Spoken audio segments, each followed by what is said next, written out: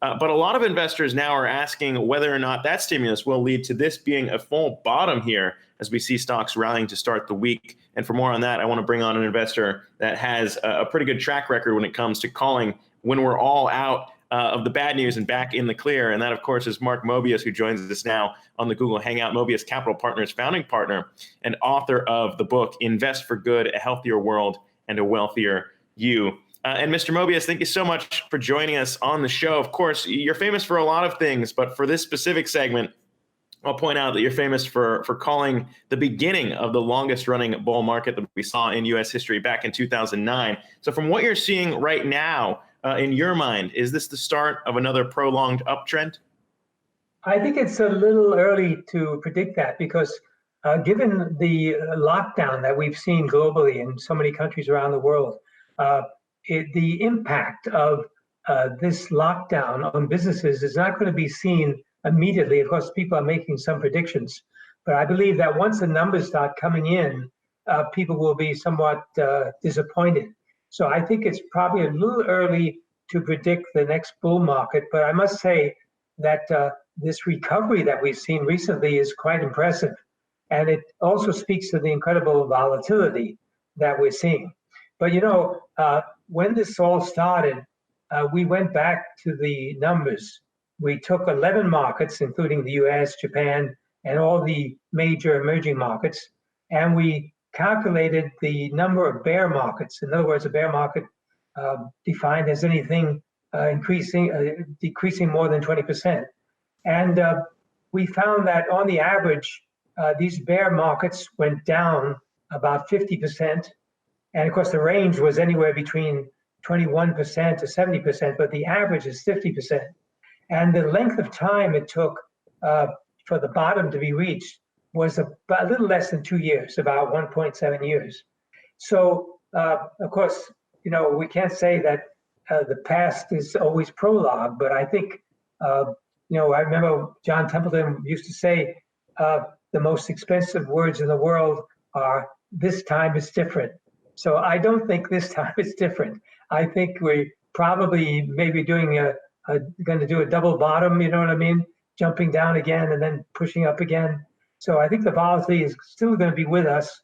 And my personal policy is to say, okay, we've seen this incredible decline.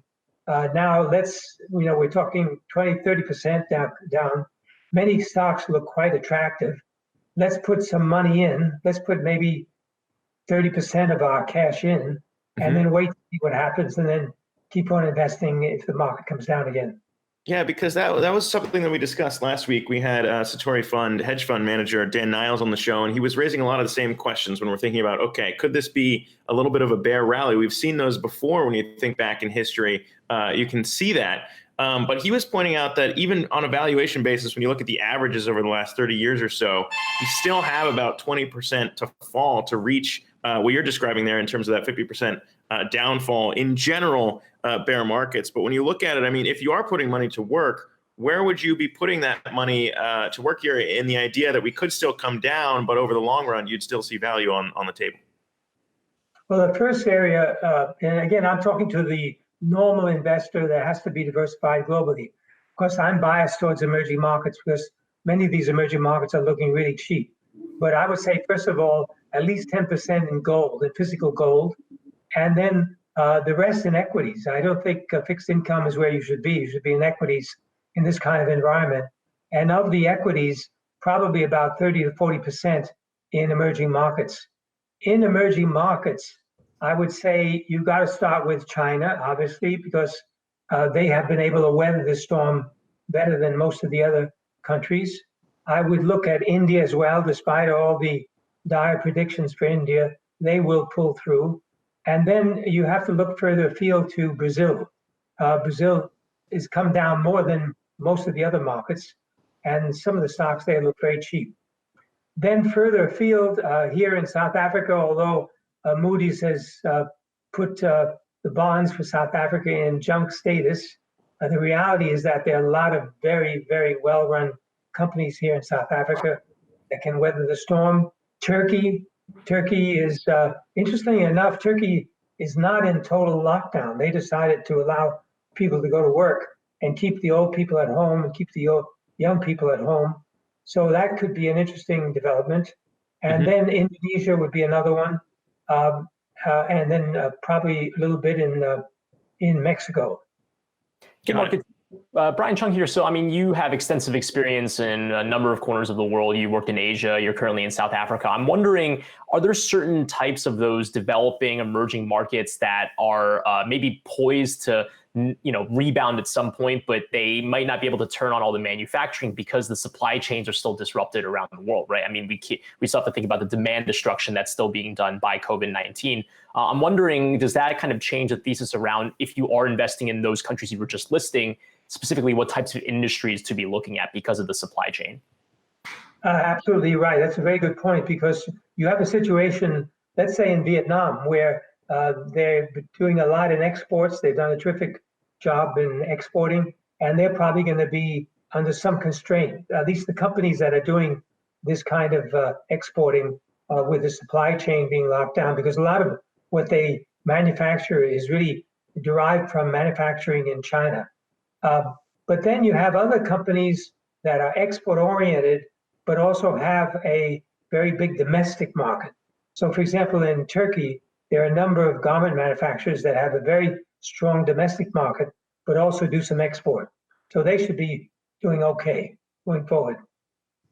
I think the most important thing is that if you look at companies in emerging markets, of course, anywhere in the world, but particularly emerging markets, is that more and more of these companies are adopting the internet sales channels.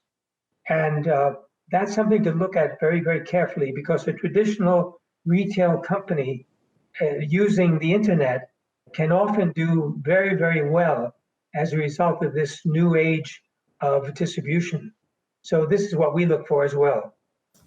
Yeah, and we've seen that. I mean, you could look no further than Zoom already kind of benefiting from this whole surge in work from home. But I mean, when you point out the fear and the uncertainty and why it could be dangerous to say that this time is different, there are a couple things that have stood out to really say that this is historic when we look at it. You can look at how fast we were to enter and exit the bull and bear market measurements here, though. Of course, some of those are a little bit arbitrary when you think about a 20% cutoff. More than that, you can look at here in the U.S., just complete collapse when we think about employment here in the country, when we got two consecutive weeks of record unemployment claims. A lot of people pointing out that, sure, you could have this little bump up here, but what about the idea that since we are seeing record unemployment claims, that the recovery might not be as quick as a lot of people are pointing out? How do you square that with the idea that you could be jumping in here at some opportunities, but also be wary of as you said, potentially a double bottom in terms of where equities go? Well, that's the reason why I think it's a good idea to keep reserves in cash, because I don't think it's over. And I think the point that you're making is very well taken. If you've got millions of unemployment claims, that means a lot of people will not be returning to the same jobs that they had before. Because if you look at it from the viewpoint of companies, many companies will take the opportunity now, despite the government handouts and the government support, they will take the opportunity to terminate employees. So I think it would be very difficult for these companies to come back to where they were.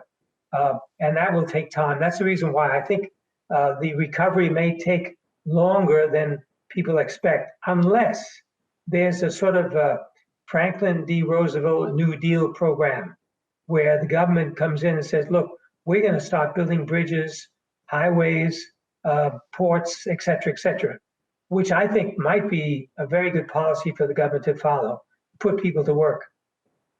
Yeah, it sounds like we've already heard President Trump thinking about that in a phase 4 deal when he's talking about, potentially a big infrastructure spending bill here.